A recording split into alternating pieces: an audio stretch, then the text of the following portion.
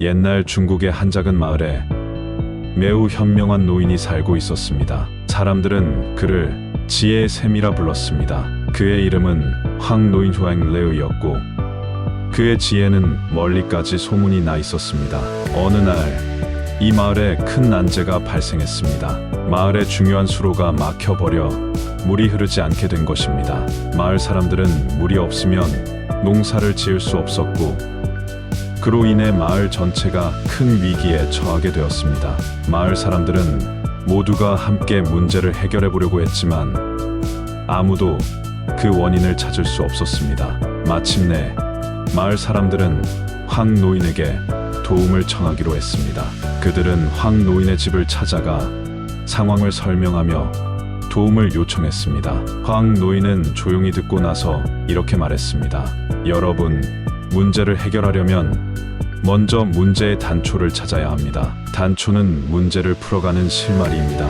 함께 수로를 따라가 보도록 합시다.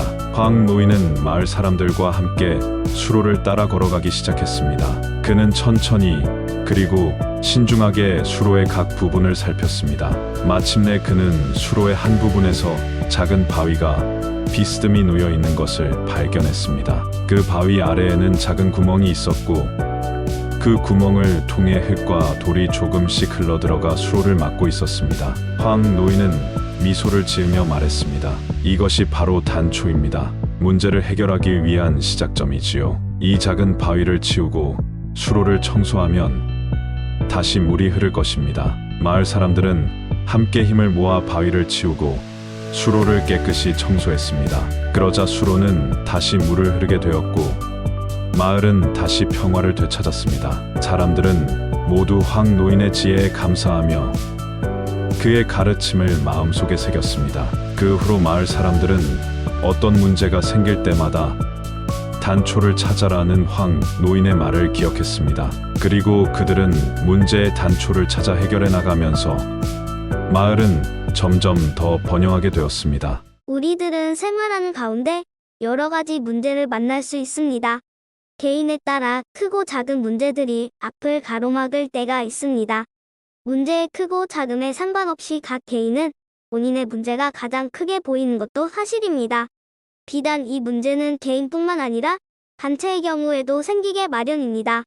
문제를 풀어나가기 위해서는 문제의 본질과 범위를 명확히 이해하는 것이 중요합니다. 문제의 근본 원인을 파악하고 무엇이 문제인지 정확히 정의해야 합니다. 문제 해결의 원인을 찾는 것이 누군가를 비난하거나 책임 추궁을 하기 위한 것이기보다는 앞으로 나아가기 위한 것이어야 합니다. 누구든 실수를 할 수 있고 그게 자신일 수도 있습니다.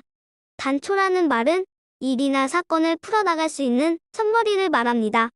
어떠한 문제가 발생했을 때 흔히 하기 쉬운 것이 비난의 대상을 찾거나 근본적인 해결이 아닌 현상에 대한 집중을 하는 것입니다. 보다 근원적인 해결은 사실 인간의 행동에 있는 것이 아니라 행동을 유발하는 마음에 있습니다. 마음이 천국이다라는 말처럼 해결의 근원은 보다 깊은 이해의 문제입니다. 사건을 대하는 것에 따라 천국일 수도 있고 지옥이 될 수도 있습니다. 더 이상 앞으로 나아가기 힘들 때 문제를 해결하기 위한 가장 원초적인 단초를 찾아내는 것이 중요합니다. 과연 여러분의 단초는 무엇입니까?